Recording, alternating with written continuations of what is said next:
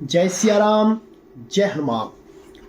आज हम आप लोगों को बताएंगे ध्यान के माध्यम से राम नाम के जाप में अगर कुछ अनुभव हैं जो आपको होते हैं, आपके साथ ऐसा घटित होता है तो आपका जो राम नाम का जाप है वो सही चल रहा है और आपका राम नाम का जाप सिद्धि की तरफ बढ़ रहा है और सिद्ध हो चुका है। ये समझ लीजिए, उसकी ऊर्जा आपके अंदर आ गई है। देखिए, श्री राम जी का कोई भी मंत्र ले लीजिए, ये स्वयं सिद्ध मंत्र हैं, इनको सिद्ध करने की आवश्यकता नहीं होती है। लेकिन वो कहते हैं ना, अतिशय रगड़ करे जो कोई अनल प्रगट चंदन से हुई। एक विधि के माध्यम से आप किसी चीज का घर्षण करते हैं तो उसमें से चंदन कितना शीतल होता है, उससे भी अग्नि की उत्पत्ति हो जाती है। आप देखते हैं, आपने दूध देखा होगा, दूध में आपको घी नजर आता है? नहीं आता। और आप चाहें कि दूध में अगर आप पूरी सेक लें तो क्या सेक सकते हो? नहीं। उसकी भी एक क्रिया होती है। दूध को पहले जमाया जाएगा, फिर उसमें जो जम जाएगा उसमें रई से उसको चलाया जाएगा, तब उसमें से घी निकलेगा। इस तरह से उसकी जो प्रक्रिया होती है उसको पूरा करके जब आपको उस चीज में सफलता मिलती है। तो इसी तरह से आपके जाप के द्वारा ही होता है।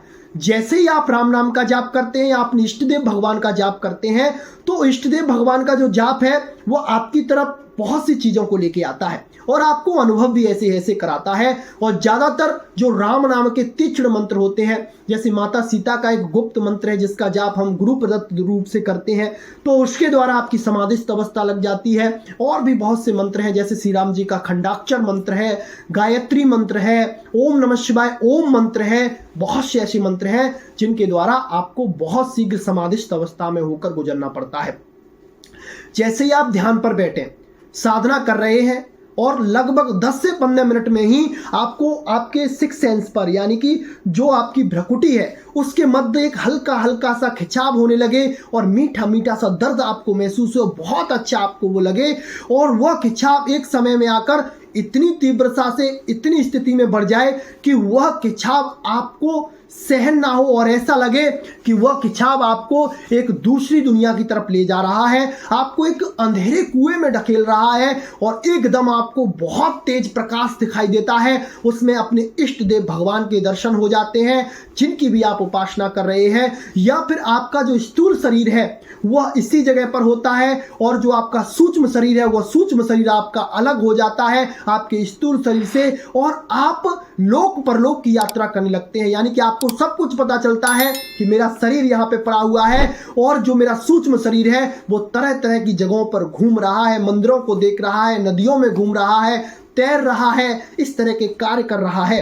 तो समझ लीजिए आपका जो मंत्र चल रहा है वो सिद्ध अवस्था पर है। आपका मंत्र सही चल रहा है, आपका नियम सही चल रहा है, आपका पूजा पाठ सही चल रहा है और आपसे भगवान बहुत प्रसन्न है।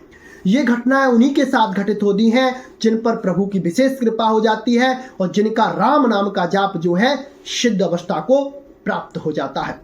एक ये अनुभव होता है कि आप चलते जा रहे हैं, मन में किसी बात का आपके प्रति विचार आपके अंदर है और आप किसी व्यक्ति से मिलने के लिए जा रहे हैं, उसके पास आप जैसे ही पहुंचते हैं वही चीज उसी अवस्था में आपको वहां पर होती हुई मिलती है।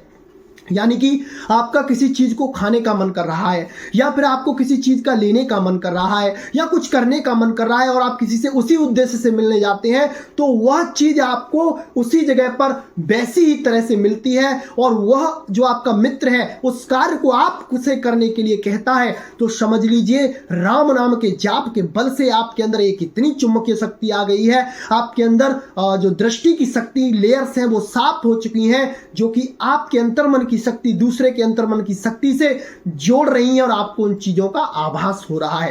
क्योंकि कुछ बातें ऐसी होती हैं, आपने देखा भी होगा, कुछ चीजें ऐसी आपके साथ घटित होती हैं जिनके बारे में आप सोचते ही हैं और वो कार्य आपका हो जाता है। तो ये आपकी अवचेतन मन की जो शक्ति है वो प्रवीण अवस्था में जब हो जाती है, उच्च स्तर पर जब पहुंच जाती है, उसका संबंध प्रकृति की लेयरों से हो जाता है, किरणों से हो जाता है, ब्रह्मांड की शक्तियों से हो जाता है, तो फिर आपका आदान प्रदान होता रहता है। जैसे कि आपने देखा होगा, आप एक मोबाइल से इस जगह से बात करते हैं और कई कोसों दूर, कई किलोमीटरों दूर आपकी आवाज उसको वैसी की वैसी सुनाई देती है। ये कलयुग की प्रत्यक्ष सिद्धि है। तो आपके उद्गार क्या है, किरणों के माध्यम से दूसरी तरफ जा रहे हैं और वह उसका रिस्पॉन्स किरणों के माध्यम से आपके पास आ रहा है। ये तो सारी चीजें अब चल गई हैं, लेकिन पहले के जो हमारे ऋषि मुनि थे, जो क्या ऐसे कार्य नहीं करते थे? क्या वो दूसरों के बारे में बता नहीं सकते थे? उनके यहाँ पे क्या हो रहा है वो जान नहीं सकते थे? कैसे जानते थे वो? नाम के बल से, ध्यान के बल से, पूजा पाठ के बल से, मंत्र जाप के बल से। इन बलों से वह सारी चीजों को जान लेते थे पहले ही। तो एक किरणों का एक कोर्स होता है, किरणों का एक समूह होता है।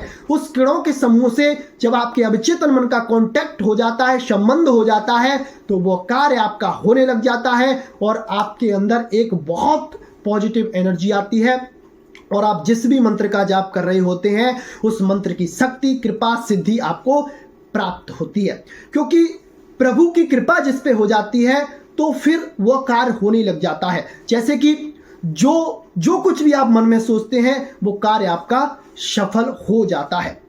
जो इच्छा करिहो मन माही, प्रभु प्रसाद कछु दुर्लभ नाही।